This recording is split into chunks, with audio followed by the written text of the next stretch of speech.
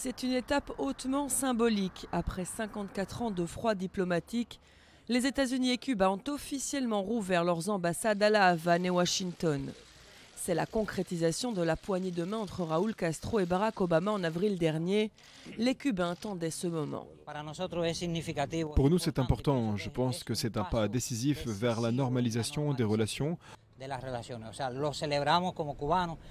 D'autres mots, nous les Cubains, nous nous réjouissons et attendons de voir la suite des événements.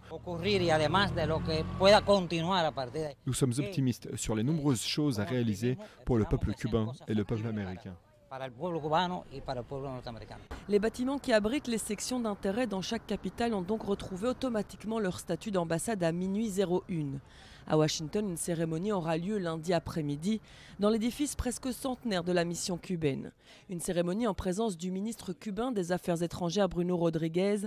C'est la première visite d'un chef de la diplomatie cubaine aux États-Unis depuis 1959. Le drapeau cubain sera hissé à cette occasion. Pour les cérémonies officielles à La Havane, il faudra encore patienter. Elles auront lieu au cours d'une visite de John Kerry à Cuba dans les semaines à venir, à une date qui reste à déterminer. Cette réouverture des ambassades est un premier pas vers la normalisation, le plus facile aussi. De nombreux sujets de discorde existent toujours entre les deux pays, et notamment l'épineuse question de la levée de l'embargo réclamé par Raúl Castro.